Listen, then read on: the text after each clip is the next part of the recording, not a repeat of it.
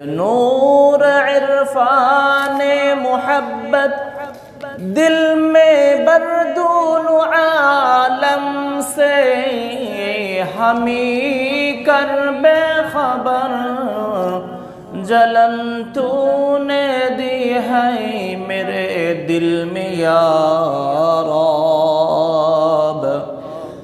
जलन की दवा अब फिला दे खुदाया। सारे दुनिया तय किया मैं मिस्ल दूधे का नहीं, तेरे मानद खूबसूरत चांद भी होता नहीं। बलगल उला बिकमालिही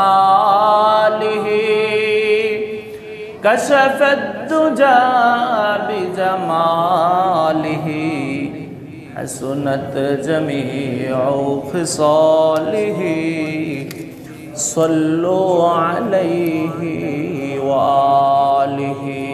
डने माटी बामे माटी माटी रहाबे बिसाना ऊपरेते चापा माटी बाहिर हवा जाबे ना। बलगल उला बिकमालिही कशफत दुजा बिजमालिही हसनत जमीउ खिसालिही सल्लु अलैहि व आलिहि सल्लिमू या कौम बल सल्लु अला सदरिल अमीन मुस्तफ़ा मा जाअ इल्ला रहमतल लिल आलमीन। ला इलाहा इल्लल्लाह ला इलाहा इल्लल्लाह ला इलाहा इल्लल्लाह ला इलाहा इल्लल्लाह ला इलाहा इल्लल्लाह ला इलाहा इल्लल्लाह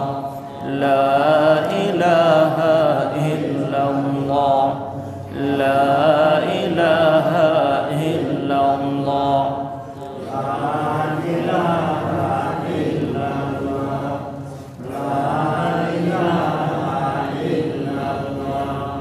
ला इलाहा इल्लल्लाह ला इलाहा इल्लल्लाह ला इलाहा इल्लल्लाह मुहम्मदुर रसूलुल्लाह सल्लल्लाहु अलैहि वसल्लम। अल्हम्दुलिल्लाह अल्लाह रब्बुल आलामीन আমাদেরকে সারা বছরের সর্বশ্রেষ্ঠ মাস রমজানুল মুবারকের প্রথম জুমায় আমাদেরকে মসজিদে আসার বসার তৌফিক দান করেছেন। এজন্য অন্তরের অন্তরস্থল থেকে সকলে কৃতজ্ঞ চিত্তে উচ্ছ্বসিত কণ্ঠে মহাব্বতের সাথে আকাশ বাতাস প্রকম্পিত করে সকলে আওয়াজ করে একসাথে বলি আলহামদুলিল্লাহ।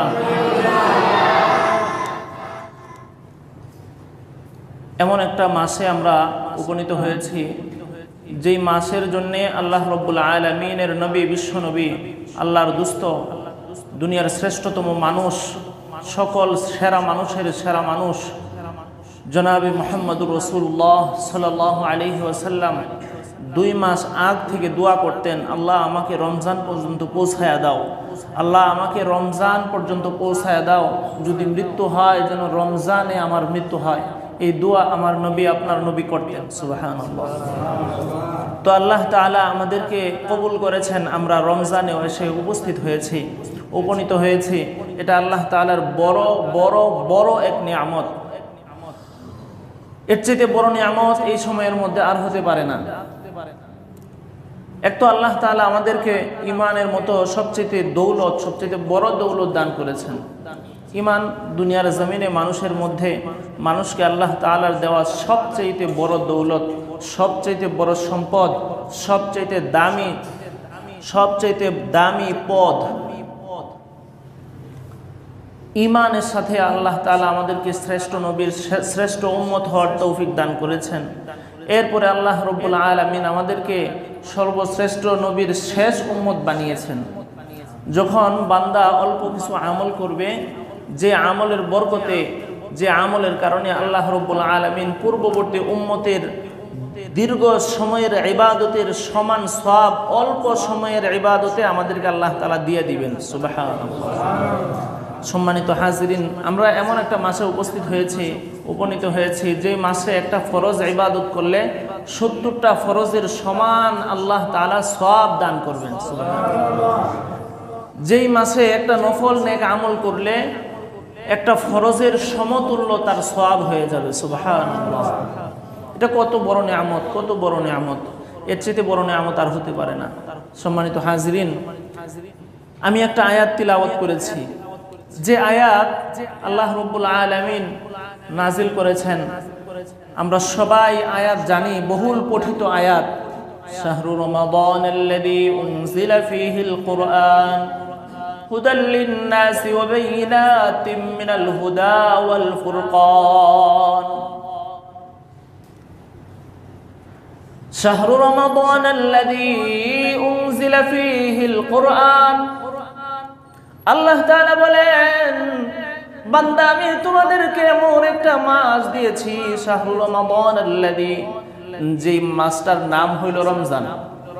প্রত্যেকটা মাসের আলাদা আলাদা নাম আছে।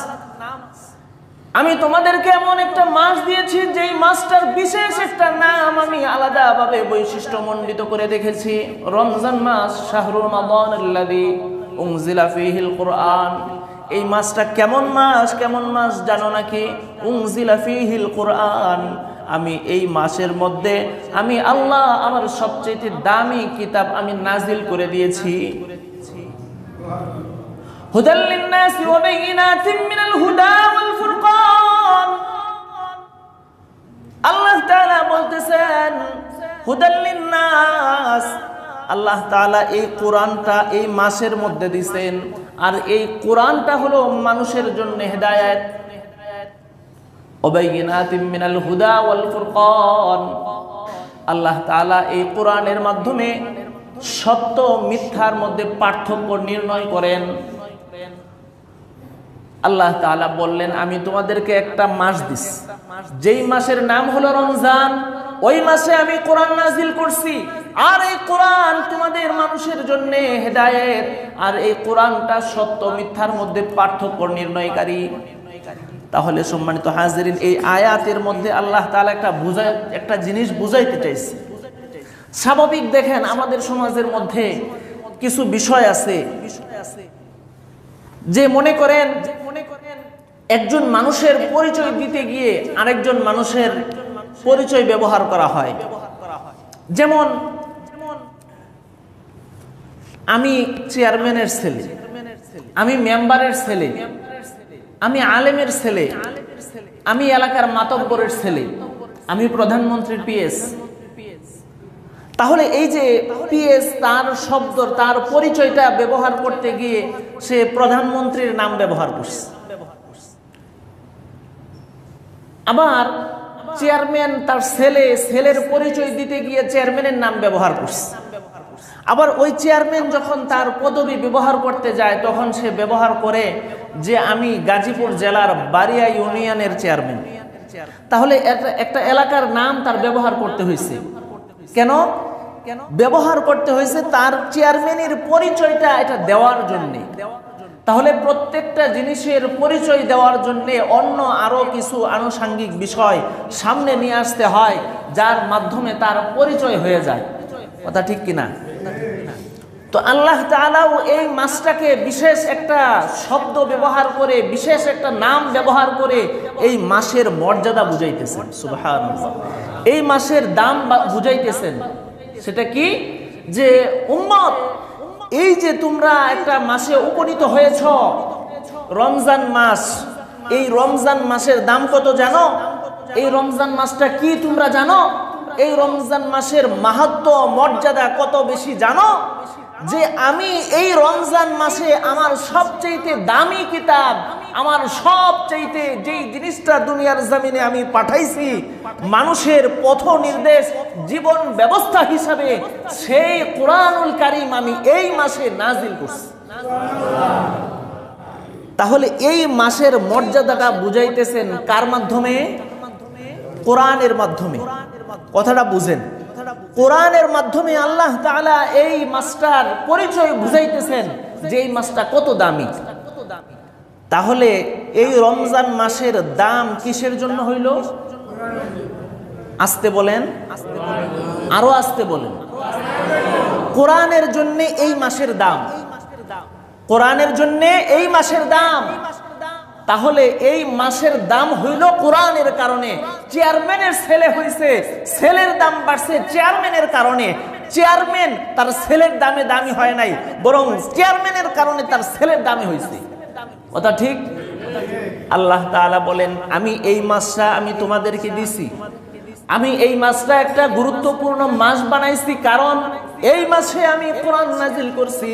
এই কোরআন নাজিল করছি, কোরআনটা হইল তোমাদের জন্য হেদায়েত, কোরআনটা হইল সত্য মিথ্যার মধ্যে পার্থক্য নির্ণয়কারী, কোরআনটা হইল তোমাদের জীবন ব্যবস্থা, কোরআনটা হইল তোমার একেবারে দুলনা থেকে লাহদ কবর পর্যন্ত তোমার সামগ্রিক জীবন ব্যবস্থার জন্য একটা সংবিধান।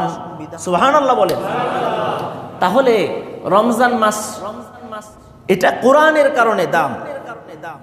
কে বললেন?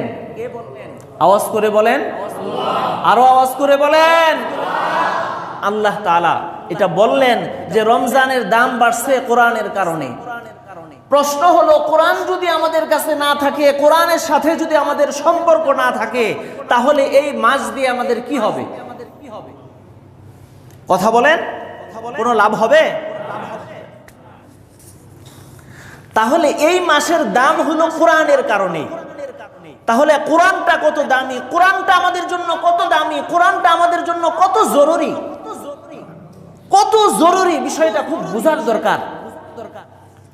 কোরআনের কারণে এই মাসের দাম।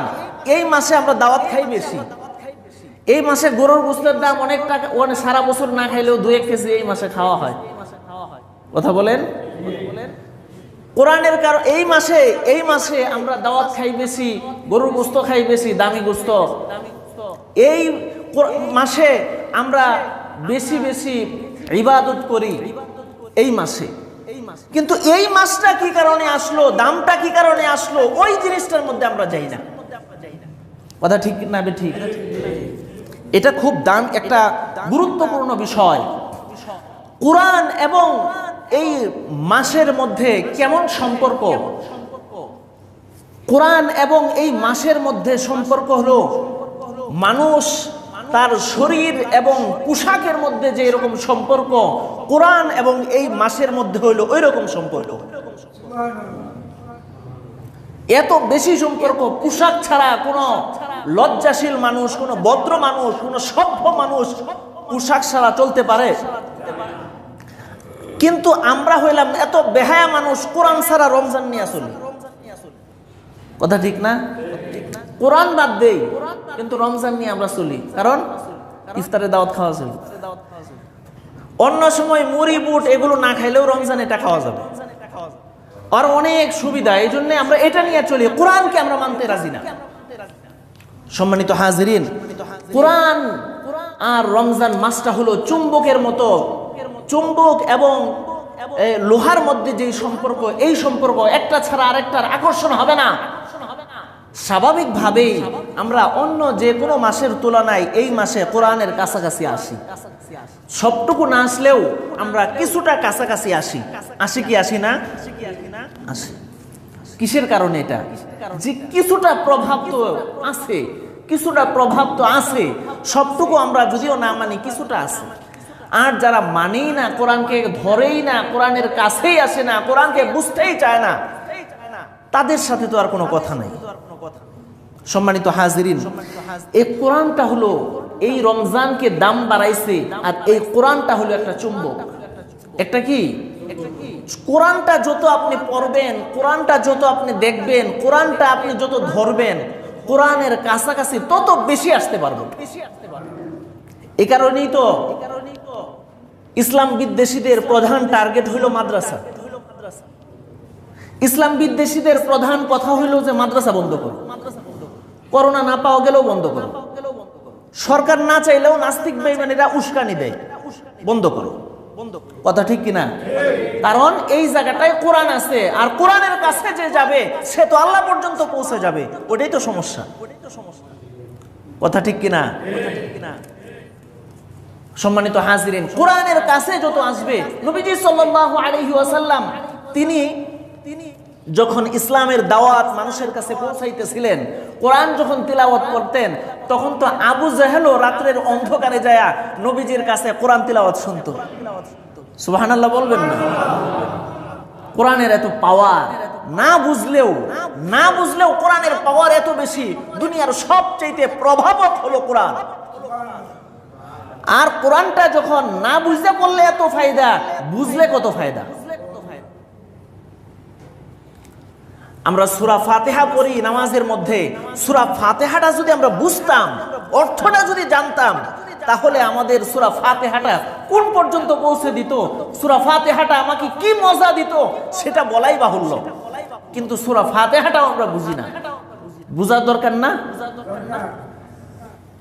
যারা কোরআন পারি, অল্প অল্প বহুল পঠিত আয়াতগুলো, সূরাগুলো আমাদের বোঝা দরকার, বুঝে বুঝে পড়া দরকার। এটার মধ্যে অনেক বেশি ফায়দা। না বুঝলেও ফায়দা, আর বুঝলে কত ফায়দাটা বলাই যায় না। সুবহানাল্লাহি ওয়া বিহামদিহি।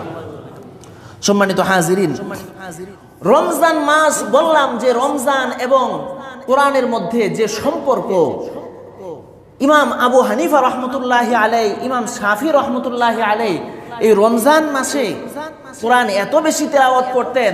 বর্ণিত আছে, বিভিন্ন ইতিহাসে আছে যে ইমাম আবু হানিফা রহমতুল্লাহি আলাইহি, শাফি রহমতুল্লাহি আলাইহি তারাবির নামাজ, তারাবির তিলাওয়াত ছাড়া দিন রাত্রে তারা 60 খতম কোরআন তিলাওয়াত করতেন।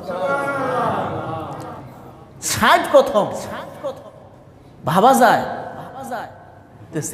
হেফজখানার ছাত্ররাও যদি একটা ছাত্র মনোযোগের সাথে, যার ইয়াদ আছে, ভালো ইয়াদ আছে, সে যদি মনোযোগের সাথে পড়ে, তাহলে সে নিশ্চিত 1 খতম একদিনে শেষ করতে পারবে। আমি ঘুমায়া, আমি রেস্ট নিয়ে একদিন 21 পারা পড়ছি, এটা আমার পরীক্ষিত। আর যার ইয়াদ আছে, সে যদি নিয়মতান্ত্রিক কম ঘুমায়, কম রেস্ট নেয়, তাহলে নিশ্চিত 1 খতম পারবে সে, একদিনে 1 খতম। এটা স্বাভাবিকভাবেই পারবে, এটা অসম্ভব কিছু না। সম্মানিত হাজিরিন, তাহলে হযরত ইমাম মালিক রহমতুল্লাহি আলাইহি, ইমাম মালিক রহমতুল্লাহি আলাইহি একজন মুহাদ্দিস ছিলেন। ইমাম মালিক রহমতুল্লাহি আলাইহি 4টা মাযহাবের এক মাযহাবের ইমাম। তিনি হাদিস শাস্ত্র যত পড়াশোনা আছে সব বাদ দিয়া শুধু কোরআন নিয়ে এই রমজান মাসে বসে থাকতেন। সুবহানাল্লাহ, কত বিশাল কথা! এই রমজান মাস এটা কোরআনের মাস, এজন্য কোরআনের পেছনে এই রমজানকে কাটাইতে হবে। সুবহানাল্লাহ। কোরআন আমাদের জন্য শিক্ষা করা খুব জরুরি, খুব জরুরি। কোরআন আমাদের জন্য শিক্ষা করা ফরজ। অনেকগুলো ফায়দা আছে কোরআন শিক্ষার। 6টা না, শুধু আমি তো লিখছি 6টা, আমি তো পয়েন্ট ধরছি 6টা, কিন্তু অনেক অনেক বিষয় আছে যেগুলোর জন্য আমাদের কোরআন শিক্ষা করা জরুরি। আমি 6টা পয়েন্ট বলবো। 1 নাম্বার, কোরআন শিক্ষা করা আমাদের জন্য ফরজ। প্রশ্ন করবেন, হুজুর আপনারাই তো কোন সবার শিক্ষা করা ফরজ না? একটা অংশকে শিক্ষা করা ফরজ, সবার জন্য ফরজ না। আপনি আবার বলতেছেন সবার জন্য ফরজ, এটা কেমন কথা বললেন? হ্যাঁ, সবার জন্য ফরজ, তবে সবটুকু কোরআন শরীফ সবার জন্য শিক্ষা করা ফরজ না। আপনি যে কাজটা করতেছেন, কথাগুলো বুঝেন, ভালো করে বুঝেন। আপনি যে কাজটা করতেছেন, ওই কাজের জন্য কোরআনের বিধান যতটুকু জানা জরুরি, ততটুকু শিক্ষা করা আপনার জন্য ফরজ। কথার কথা, আপনি ব্যবসা করেন, কথার কথা আপনি একটা চাকরি করেন। এখন ব্যবসার মধ্যে কোরআনের বিধান কি আছে? ব্যবসার ক্ষেত্রে কোরআনের নির্দেশনা কি আছে? আপনার চাকরির ক্ষেত্রে কোরআনের নির্দেশনা কি আছে? যতটুকু আপনার নির্দেশনা জানা জরুরি, ওই ব্যবসার ক্ষেত্রে জানা দরকার, অতটুকু কোরআন শিক্ষা করা আপনার জন্য ফরজ। ফরজ, এটাকে বাদ দেওয়া যাবে না। ততটুকু শিক্ষা করা আপনার জন্য ফরজ। আল্লাহ তাআলা বলেন, তাআল্লামুল ইকরা বিসমি রাব্বিকাল্লাযী খালাক। কোরআন শিখতে বলতেছে, তুমি পড়ো তোমার রবের নামে, মানে তুমি কোরআন শিক্ষা করো। নবীজি বলতেছেন, তাআল্লামুল কুরআন ওয়াতলু, তুমি কোরআন শিক্ষা করো এবং কোরআন তিলাওয়াত করো। যেমন আপনার নামাজ পড়া ফরজ। নামাজ পড়া কি ফরজ? নামাজ পড়া ফরজ। নবীজি নামাজের ক্ষেত্রে বলতেছেন, লা সালাতা লিমান লাম ইয়াকরা বিফাতিহাতিল কিতাব। নামাজ তুমি পড়তেছো, নামাজের মধ্যে সূরা ফাতিহা ছাড়া তোমার নামাজই হবে না। তাহলে এইখানে এটা মাসালা ভিন্ন যে ইমাম সাহেব সূরা ফাতিহা পড়বে, মুসল্লিরা চুপ থাকবে, সেটা ভিন্ন কথা। আপনি তো সব সময় ইমামের পিছনে নামাজ পড়েন না, একাকী সময়ও কখনো কখনো নামাজ পড়েন, কথা ঠিক কিনা? তাহলে ওই সময় আপনার সূরা ফাতিহা শিক্ষা করতে হবে। এখানে আমি বুঝাইতে চাই সূরা ফাতিহা উদ্দেশ্য না, এখানে আমি আপনাকে বুঝাইতে চাই কোরআন শিক্ষা করা। কোরআন ছাড়া, কোরআন শিক্ষা ছাড়া আপনার নামাজ সহিহ হবে না। তাহলে এতটুকু কোরআন শিক্ষা করা আপনার জন্য ফরজ। তাহলে কোরআন শিক্ষা করা এক নাম্বার পয়েন্ট। কোরআন শিক্ষা করা আপনার প্রয়োজনীয় যত জায়গা আছে সবগুলোর ক্ষেত্রে কোরআন শিক্ষা করা ফরজ। 2 নাম্বার বিষয়, নামাজ সহিহ হওয়ার জন্য ফরজ। 2 নাম্বার বিষয় হলো কোরআন আপনার জন্য প্রচার করা জরুরি। আপনি মুসলমান, যতটুকু সাধ্য আপনার কোলায় ততটুকু কোরআন প্রচার করা আপনার জন্য এটা বিধান, জরুরি বিধান। আল্লাহ তাআলা বলেন, ইয়া আইয়ুহার রাসূলু বাল্লিগ মা উনজিলা ইলাইকা মির রাব্বিক। ইয়া আইয়ুহার রাসূল বাল্লিগ মা উনজিলা ইলাইকা মির রাব্বিক। হে রাসূল, আপনি কোরআনকে পৌঁছান, দ্বীনকে প্রচার করেন। নবীজি বলেন, বাল্লিগু আন্নী ওয়ালাউ আয়া। নবীজি উম্মতকে বলেন, উম্মত তুমি যতটুকু জানো ততটুকু আমার বিধান, ততটুকু দ্বীন তুমি প্রচার করে দাও। তাহলে এই ক্ষেত্রে প্রচারের কথাটা আসছে। এই প্রচার, দ্বীন প্রচারের জন্য যতটুকু কোরআন শিক্ষা জরুরি দরকার, ততটুকু আপনার জন্য কোরআন শিক্ষা করাও জরুরি।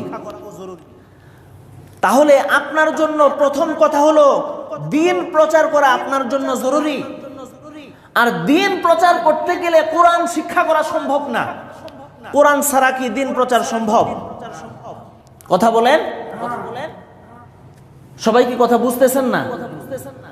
তাহলে দ্বীন প্রচার করা এক নাম্বার বিষয় হলো আপনার জন্য জরুরি। আর দ্বীন প্রচার করতে গেলে আপনার কোরআন ছাড়া সম্ভব নয়। তাহলে দ্বীনের প্রচারের জন্য আপনার কোরআন জরুরি। সুতরাং কোরআন ওইটুকু অংশ শিক্ষা করাও আপনার জন্য জরুরি। তাহলে দ্বীন প্রচার কোরআন ছাড়া সম্ভব নয়। সুতরাং প্রচার যদি আপনি দ্বীন করতে যান তাহলে কোরআন শিক্ষা করাও আপনার জন্য জরুরি। পরবর্তী পয়েন্ট হলো হিদায়াতের জন্য আপনার কোরআন শিক্ষা করা জরুরি। হেদায়েত পাওয়ার জন্য, আপনি যদি হেদায়েত পেতে চান তাহলে আপনার জন্য কোরআন জরুরি। হেদায়েত, আল্লাহ তাআলা বলেন, আলিফ লাম মিম যালিকাল কিতাবু লা রাইবা ফীহি হুদাল লিল মুত্তাকিন। হেদায়েত, এই কোরআনটা হলো মুমিনদের জন্য, মুত্তাকিদের জন্য হেদায়েত। মুত্তাকিদের জন্য কোরআন হিদায়েত। এখন আপনি যদি এই আয়াতটা শিক্ষাই না থাকে, আপনার জানাই না থাকে, তাহলে আপনার জন্য কিভাবে হেদায়েত হবে? আপনার নামাজের বিধানের কথা, কোরআনের মধ্যে যে নামাজ ফরজ করা হয়েছে এই বিষয়টা আপনার জানা নাই, তাহলে আপনি কিভাবে জানবেন যে নামাজ ফরজ? যাকাত, এটা কোরআনের বিধান, আপনি এই আয়াতের বিধান জানেন না, কিভাবে জানবেন যাকাত ফরজ? তাহলে হেদায়েতের জন্য, হেদায়েত পাওয়ার জন্য কোরআন জরুরি, কোরআন শিক্ষা করা জরুরি।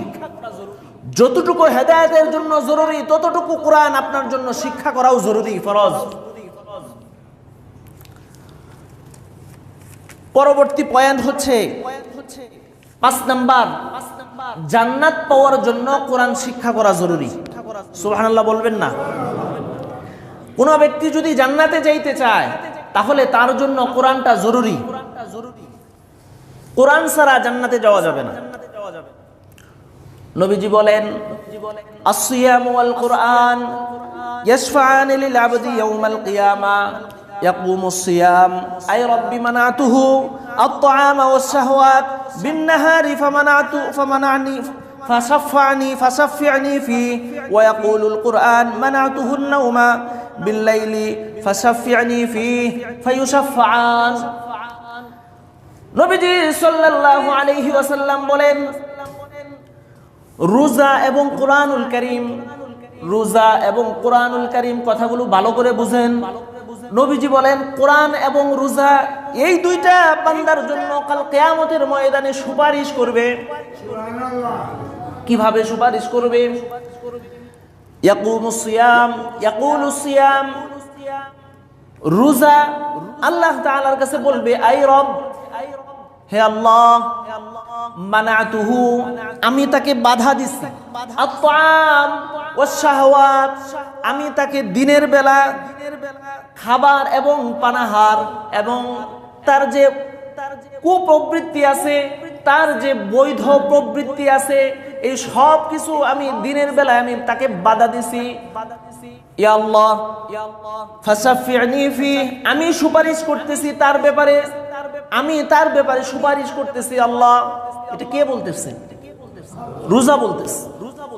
এরপরে আবার বলবে, ওয়া ইয়াকুলুল কুরআন ফামানাতুন নাওম, এরপরে কোরআন বলবে, ইয়া আল্লাহ, আমি তাকে রাত্রির বেলা ঘুমাইতে বাধা দিছি, সে আমাকে তিলাওয়াত করত। ওই কোরআন বলবে, আল্লাহ, তাকে রাত্রির বেলা আমি তাকে ঘুমাইতে বাধা দিছি, সে আমাকে তিলাওয়াত করত, নামাজের মধ্যে তিলাওয়াত করত, নামাজের মধ্যে দাঁড়ায় গেছে, এশার নামাজের পর, এশার নামাজের পরে সে দাঁড়ায় গেছে, নামাজ পড়তে পড়তে সে কোরআনুল কারীম তিলাওয়াত শেষ করে দিছে। আল্লাহ গো, আমি আজকে তার জন্য সুপারিশ করতেছি। এভাবে রোজা এবং কোরআন সুপারিশ করতে থাকবে।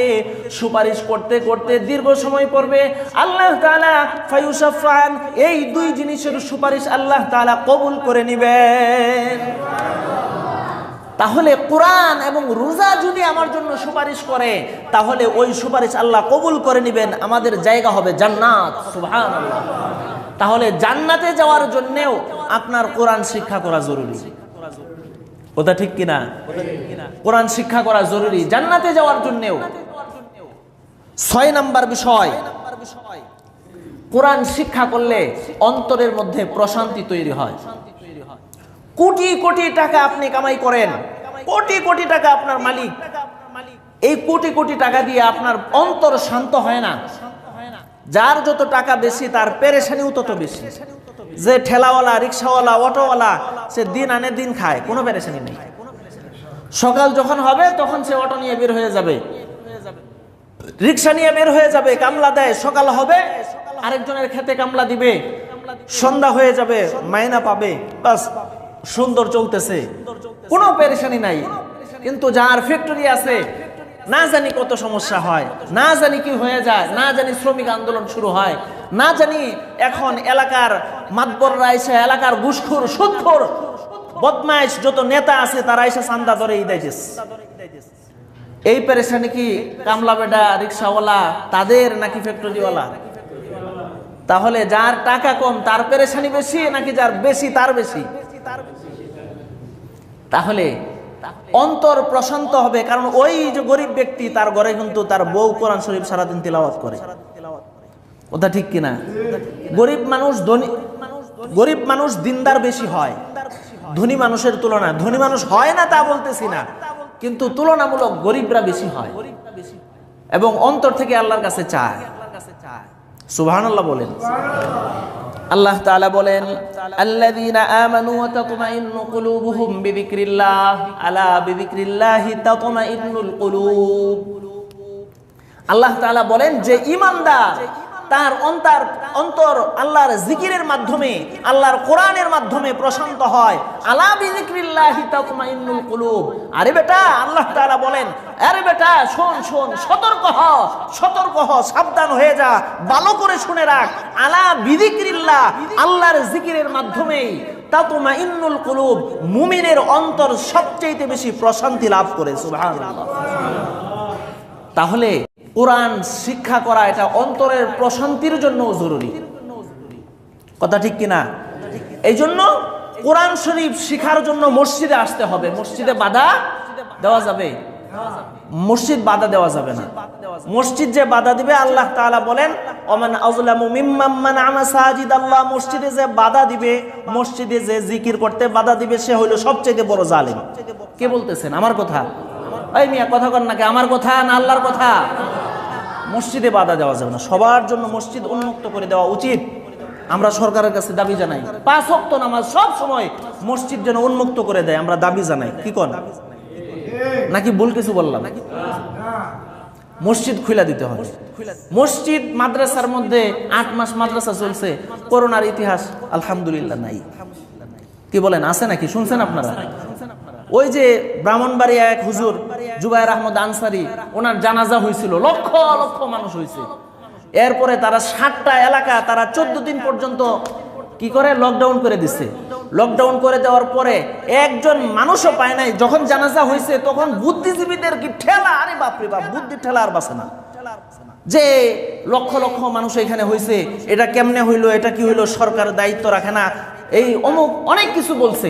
যখন 14 দিন পর্যন্ত তাদেরকে লকডাউন করে দিয়েছে, এলাকার মানুষ এলাকা থেকে বের হতে দেওয়া হয় নাই, একজন মানুষও করোনা আক্রান্ত হয় না। সুবহানাল্লাহ কোন? রোগ দিছে কে? আমরা বিজ্ঞান বিশ্বাস করি, বিজ্ঞানকে আমরা অবিশ্বাস করি না। কোরআনের সাথে মিললে বিশ্বাস করি, কোরআনের সাথে না মিললে বিশ্বাস করি না। আমরা ডাস্টবিনে ফেলে দিই, কথা ঠিক কিনা? আমরা ডাস্টবিনে ফেলে দিই। যেই বিজ্ঞান আমাদের কোরআনের সাথে মিলে না, ওই বিজ্ঞান আমরা লাঠি দিয়ে ফেলে দেই। আর যেই বিজ্ঞান কোরআনের সাথে মিলে, আমরা সেটা আঁকড়ে নিই। কারণ কি? কারণ কি? বিজ্ঞান এই কোরআন থেকে বের হয়েছে। যেটা কোরআন থেকে নেওয়া হয় নাই, যেটা কোরআন থেকে নেওয়া হয় নাই, ওইটা কুফরি তন্ত্র থেকে নেওয়া হয়েছে, আর ওইটাই মিথ্যা।